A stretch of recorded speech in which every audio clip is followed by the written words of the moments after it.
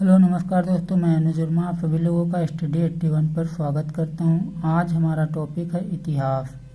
इतिहास के बारे में आज हम सीखेंगे। इतिहास के बारे में जब 6वीं शताब्दी प्रारंभ होने से पहले हम उनके जो धर्म थे उनको हम सीखेंगे, क्योंकि धर्म जब आगे पढ़ोगे तो कौन सा राजा किस धर्म का अनुयायी था वो हमें पता चलेगा। तो 6वीं शताब्दी ईसा पूर्व का धार्मिक आंदोलन क्या था? तो उस समय धार्मिक आंदोलन उस समय चल रहा था। उस समय दो धर्म चल रहे थे। एक था बौद्ध धर्म, एक था जैन धर्म। एक क्या था? बौद्ध धर्म और एक था जैन धर्म। आज हम सीखेंगे बौद्ध धर्म के बारे में। जैन धर्म के बारे में हम दूसरा वीडियो आपको बताएंगे। सिर्फ इसमें हम आपको सिर्फ फैक्ट बताएंगे कि हाँ ये एग्जाम के जरिए से ये महत्वपूर्ण है। बौद्ध धर्म में जो थे हमारे कौन से? महात्मा बुद्ध। बौद्ध धर्म में कौन थे? महात्मा बुद्ध। तो इनके बारे में हम सारी चीजें आज हम सीखेंगे। महात्मा बुद्ध के बारे में देखो, महात्मा बुद्ध के बारे में आज हम सारी चीजें सीखेंगे। देखो, इनका जन्म कब हुआ था? तो इनका जन्म हुआ था 563 ईसा पूर्व में। 563 ईसा पूर्व में कहाँ पर? लुम्बिनी में हुआ था। जो लुम्बिनी कहाँ पर है? कपिलवस्तु। लुम्बिनी के कपिलवस्तु में इनका जन्म हुआ था। मृत्यु इनकी कब हुई थी? तो इनकी मृत्यु हुई थी 463 ईसा पूर्व में। कहाँ पर हुए थे?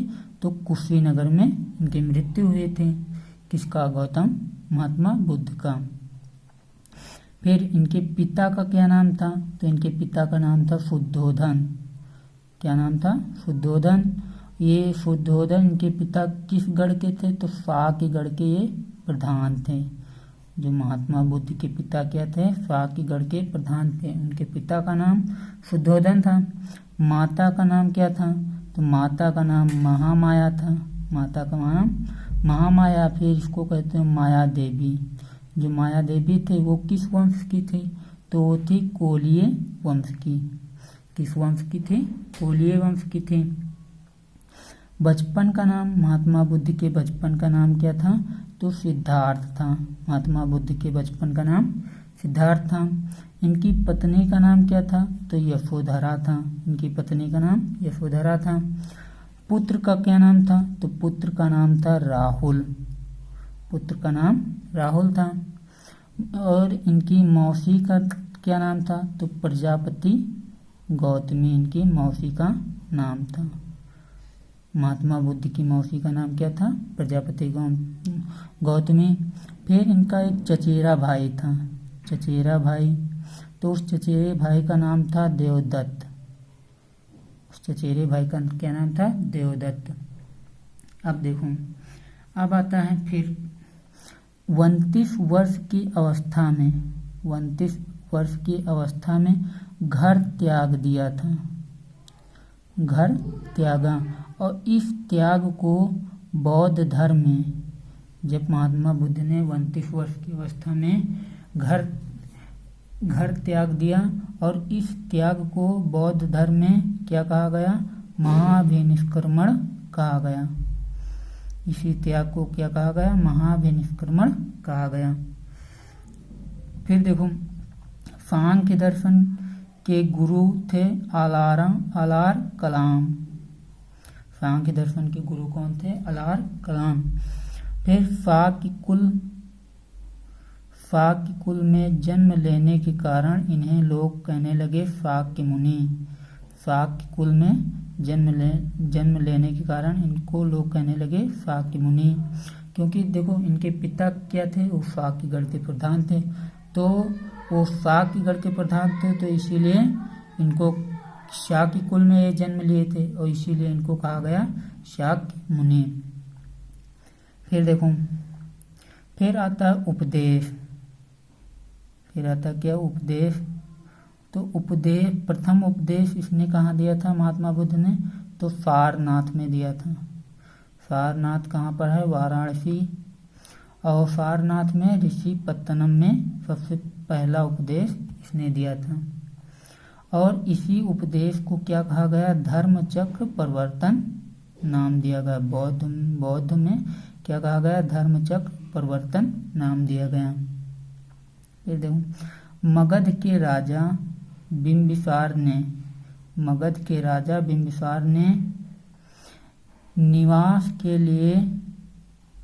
इनके निवास के लिए वेलुवन महाविहार बनवाया। क्या बनवाया? मगध के राजा बिंबिसार ने वेलुवन महाविहार बनवाया। मगध के राजा बिंबिसार ने किसके निवास के लिए? तो महात्मा बुद्ध के निवास के लिए। फिर देखो, लिच्छवियों ने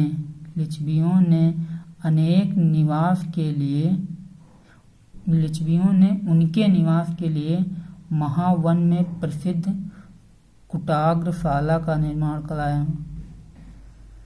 लिच्छवियों ने क्या कराया?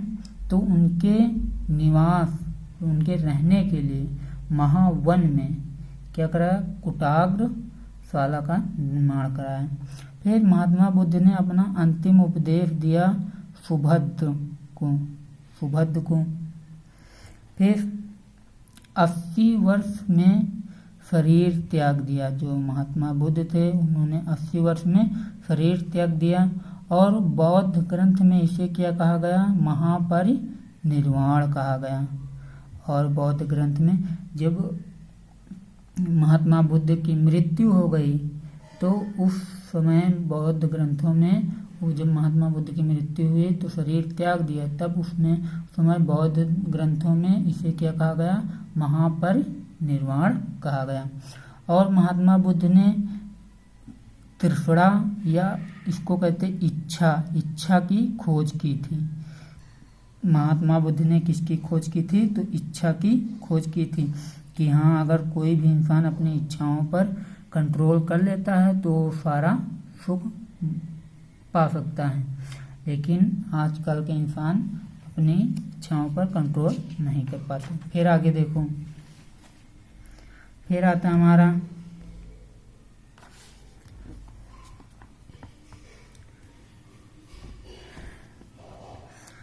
है प्रथम उपदेश।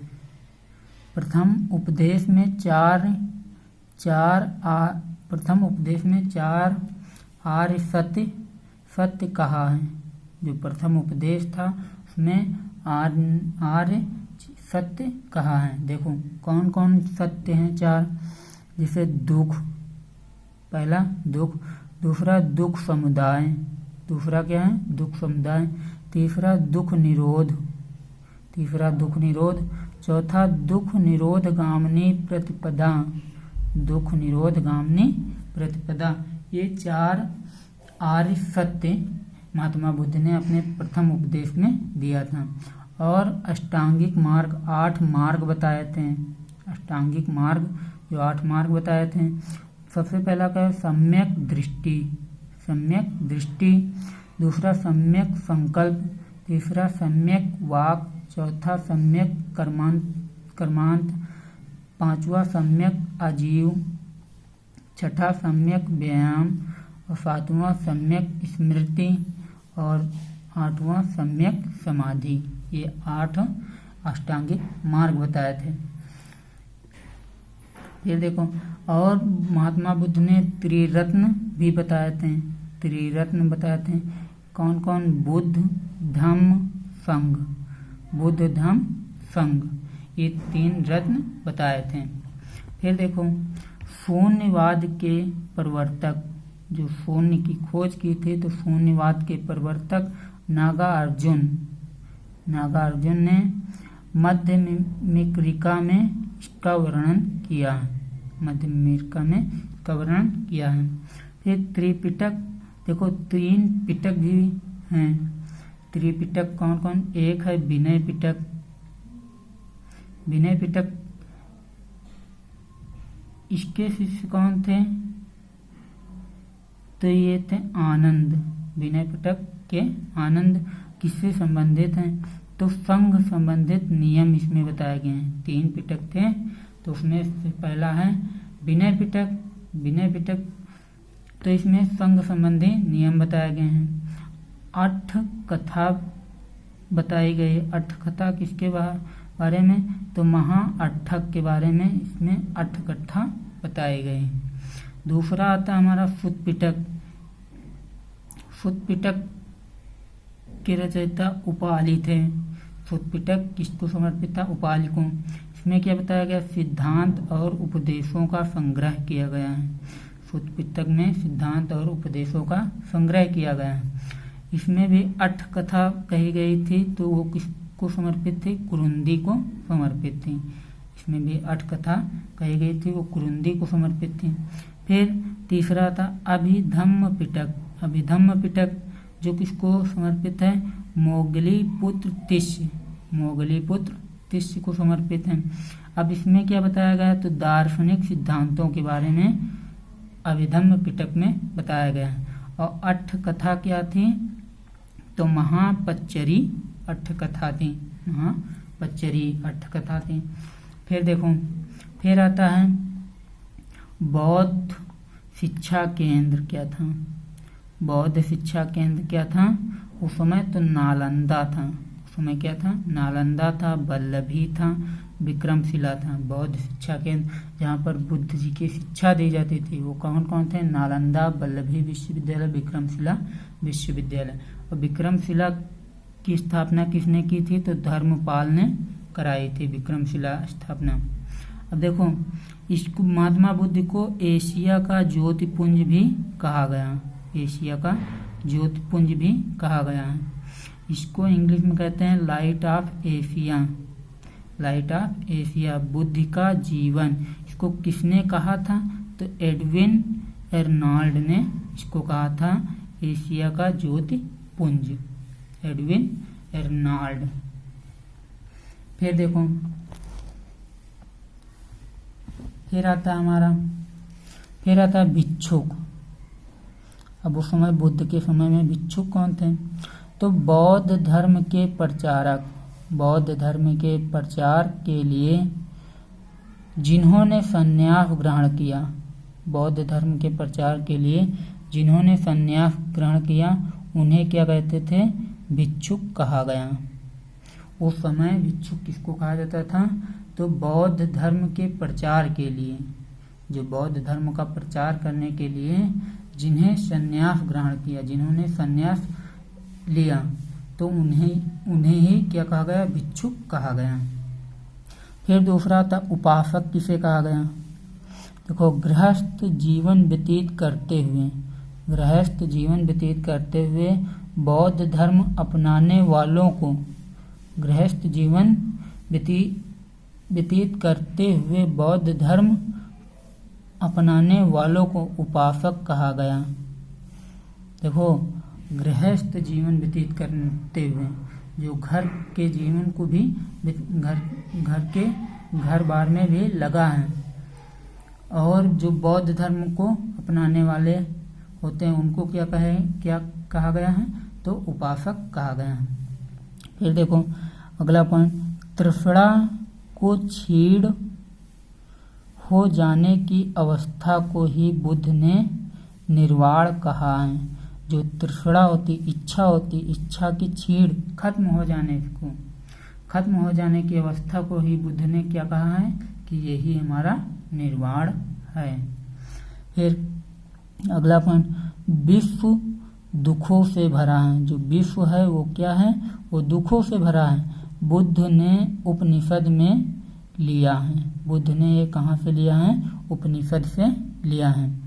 फिर देखो, बौद्ध संघ में प्रविष्ट होने को उपसंपदा कहा जाता है। जो बौद्ध संघ में प्रविष्ट होने को क्या कहा जाता है? उपसंपदा कहा जाता है। फिर अगला देखो, फिर अब बौद्ध सभाएं कुछ हुई हैं, उनके बारे में जान लेते हैं। बौद्ध सभाएं कौन कौन सी हुई? देखो, सभा दिया गया है, समय दिया गया है कि इस टाइम पर हुई हैं, फिर स्थान दिया गया है कहाँ पर हुई हैं, अध्यक्ष दिए गए हैं कि इसको किसने बनवाया या करवाया। शासन काल दिया गया है कि किसके शासनकाल में ये बने। तो प्रथम बौद्ध संगीति 483 ईसा पूर्व में हुई थी। कहाँ पर हुई थी, किस स्थान पर, तो राजगृह में। किसने कराया था, तो महाकश्यप ने कराया था। किसके शासनकाल में, अजातशत्रु के शासनकाल में। फिर द्वितीय बौद्ध संगीति 383 BC में हुई। कहाँ पर, वैशाली में। किसने कहा, इसके अध्यक्ष कौन थे, सबाकामी थे। किसके समय में, कालाशोक के शासनकाल में। तृतीय बौद्ध संगीति ये 255 ईसा पूर्व में हुई। कहाँ पर हुई, किस स्थान पर, तो पाटलिपुत्र में हुई। इसके अध्यक्ष मोगलीपुत्र तिष्य थे। इसके अध्यक्ष कौन थे, मोगलीपुत्र तिष्य थे। किसके समय में, अशोक के शासनकाल में। चतुर्थ बौद्ध संगीति तो प्रथम शताब्दी या ईस्वी की प्रथम शताब्दी में हुई। कहाँ पर, कुंडलवन में। अध्यक्ष कौन थे, वसुमित्र थे, अश्वघोष थे। कौन कौन अध्यक्ष थे, वसुमित्र और अश्वघोष थे। किसके शासनकाल में, कनिष्क के शासनकाल में। फिर पंचम सभा भी हुई, बौद्ध संगीति पंचम भी हुई, लेकिन इसका समय अभी कोई निर्धारित नहीं हुआ है कि ये किस टाइम पर हुई, लेकिन हुई है। कहाँ पर हुई है, तो कन्नौज में हुई है। कहाँ पर, कन्नौज में हुई है। किसने, इसके अध्यक्ष वेम्फांग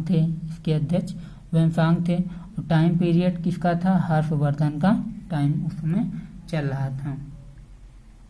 अगर आप लोगों को मेरा वीडियो अच्छा लगा हो तो प्लीज़ इसको लाइक करें, शेयर करें, सब्सक्राइब कर लें, कमेंट कर दें, बेल आइकन का बटन ज़रूर से दबा दें ताकि जो भी मैं वीडियो छोड़ूं वो आप तक आसानी से पहुंच सके। Thank you so much.